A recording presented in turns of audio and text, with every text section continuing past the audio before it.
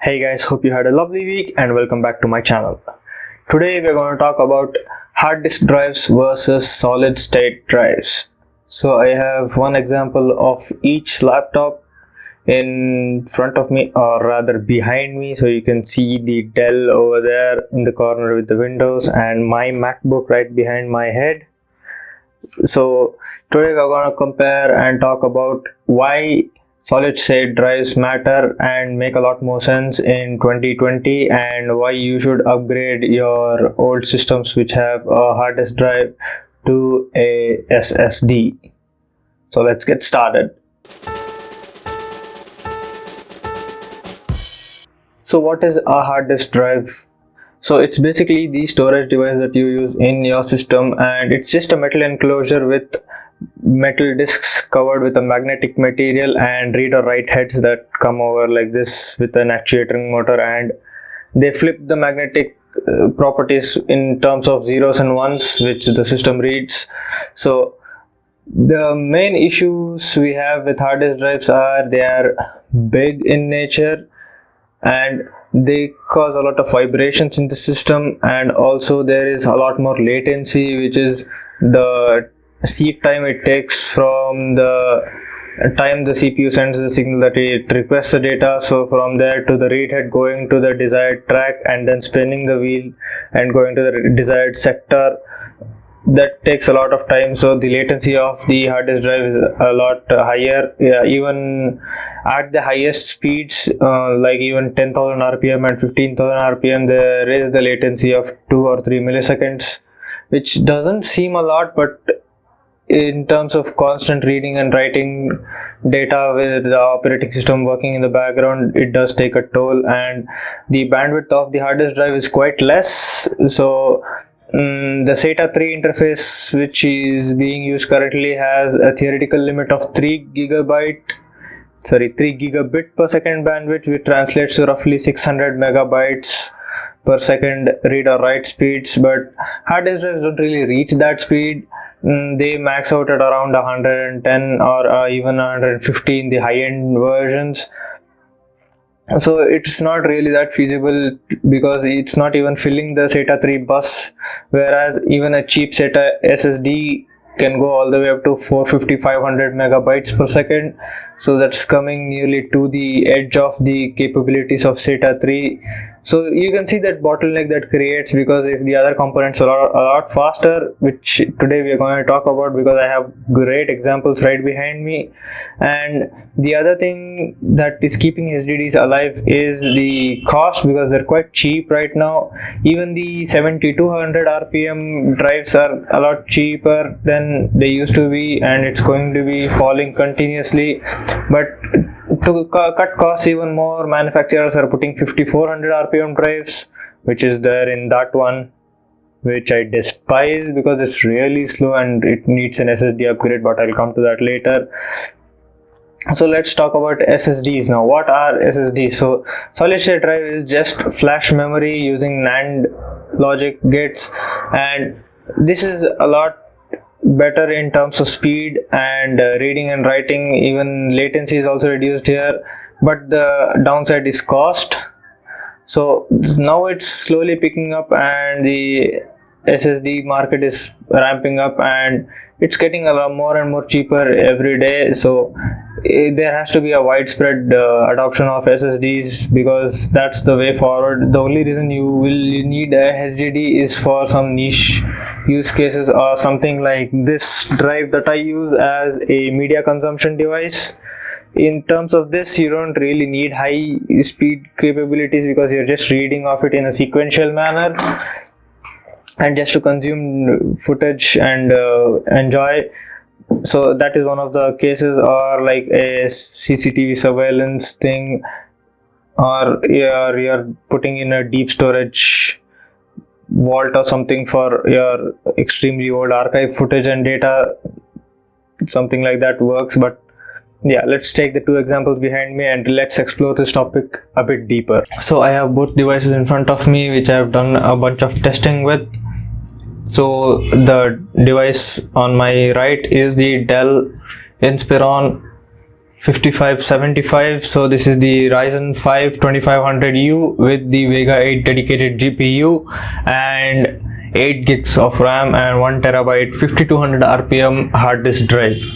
And on my left is the MacBook Pro 2015 15-inch Retina with the i7 4780HQ, Radeon R9 M370 dedicated GPU, 16 gigs of RAM and 500 gigs of NVMe storage SSD. So why does SSD matter so much is because for load times of applications it takes a lot bigger toll on the hard disk drive, because the time it takes to gather all the data to compile and start the execution of the process adds a lot of latency and a lot of waiting time.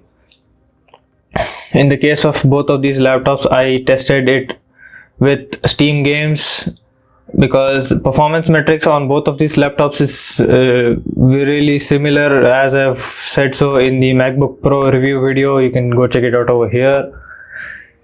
So I tested the launching of Steam, the launching of CSGO, and the launch time taken for Tomb Raider along with benchmarks for Tomb Raider. So in terms of performance, the 2500U with the Vega 8 graphics is on par with my Intel 4th generation i7 with the dedicated GPU, and sometimes even the Radeon pulls forward, because that's how technology works and it pushes forward and overtakes. But it was quite surprising to see that my 5-year-old laptop could still keep up with a year-old laptop, which was quarter of the price. So I'm blabbering, so let's get on with the testing scores. So opening Steam, so I started with a clean slate on both laptops with no background updates, no background applications running, and on a fresh reboot. And Steam took 50 seconds on the Dell and 12 seconds on the MacBook Pro. Both were connected to the same 5 GHz wireless network, so there was no latency issues over there. So I cut down as many variables as I could, leaving all the rest of the performance left to be on the devices. And coming to launching CSGO on both the laptops, it took the Dell 60 seconds to launch CSGO from Steam to the landing page of CSGO, and it took me 37 seconds on the MacBook Pro. But surprisingly, both of them were running around 110 FPS on 1080p low on the Dell and 1200 low on the MacBook, because this is a 16:10 aspect ratio, so the ratio would not work nicely at 16:9 because of scaling issues. So I kept it at 16:10. But that's another point, because we are not counting FPS over here, we are counting the load that's put on the storage devices. Coming on to launching Tomb Raider, it took the Dell 20 seconds to launch the game from the launcher page, and it took my MacBook 12 seconds to launch the game. And in terms of benchmarks, the Dell overtook the laptop by a couple of frames in each of the tests. I'm going to put the scores up over here. The Dell got an average of around 19.7 FPS and the MacBook Pro got around 15 FPS. I did 3 runs on each of these after a reboot after each run, and it was within 2 to 3% of variance, which I can accept.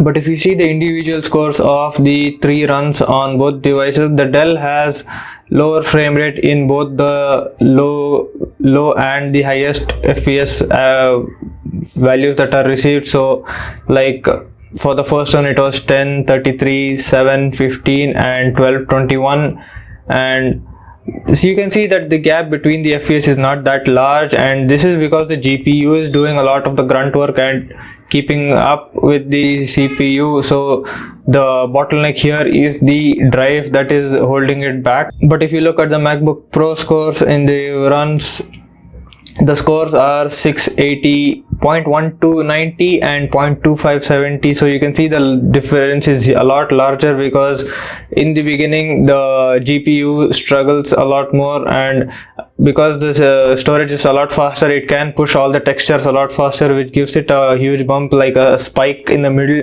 So it's really inconsistent, because here the storage is not the one holding it back, it is the GPU that's the weaker point.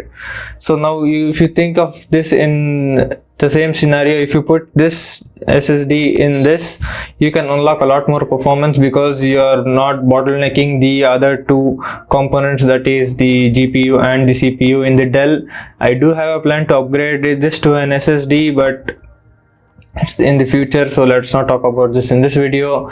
And another point to mention is this is on the NVMe SSD, and there is another tier of SATA SSD in the middle, which is in the sweet spot right now, but still gives 6 or 7 times more performance in terms of speed and latency.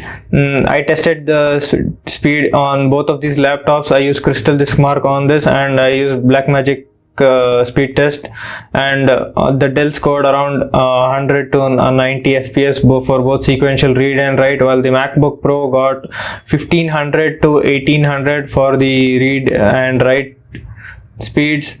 And even this is on the mid tier, because the current Gen 4 SSDs for the PCIe Gen 4 can go all the way up to 3000 or even 3500 megabytes per second. So you can see how much the storage matters, but at a point you get to the point of diminishing returns. So just a base level Gen 3 SATA SSD will work. If you can go for a PCIe SSD, I would love to suggest you some, but at the budget price point, SATA 3 SSD is the best in the 2.5 inch form factor, and that's what I've suggested in the under 30,000 budget. You can check that out over here. And in that I added a hard disk drive as well as the media storage device. So that's the end of the video, I guess. In conclusion, I have to say that if you really can get an SSD for your machine, please do get it and upgrade the system, because you will feel the snappiness instantly. And if you ever click on the restart button by mistake, you don't have to sit there waiting for a minute, because it just goes like that, and you can just forget about taking a toilet break in between scene transitions, because of the loading times used to be so long before. With the hard disk drive, you can just have a sip of water and boom, the scene is ready. So hope this video helped in making you understand the importance of a solid state drive in your laptop or a PC. If you want to get a hard disk drive, even though you're going to lose performance but want to use it as a secondary storage drive, I'm going to have a few linked in the description below, as along with the SATA 3 external hard disk that I have, which I'll also link in the description below. And if you want a SATA 3 SSD at the 2.5 form factor and M.2 form factors, I'm going to link those in the middle as well. And if you like this video, give this a like. If I missed anything, comment about it and let's have a conversation there. Follow me on Instagram and Twitter to see what I go on about in my day-to-day life. And that's it. Stay home, stay safe, peace.